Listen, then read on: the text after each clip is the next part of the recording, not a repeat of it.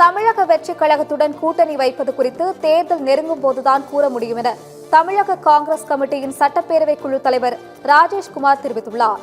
கன்னியாகுமரி மாவட்டம் குழித்துறையில் செய்தியாளர்களை சந்தித்து பேசிய தமிழக காங்கிரஸ் கமிட்டியின் சட்டப்பேரவை குழு தலைவர் ராஜேஷ்குமார், தமிழகத்தில் இந்தியா கூட்டணி வலுவாக இருக்கிறது எனவும் மக்கள் மனதில் நீங்கா இடம் பிடித்த இந்தியா கூட்டணி வெற்றி பெறும் என கூறினார்.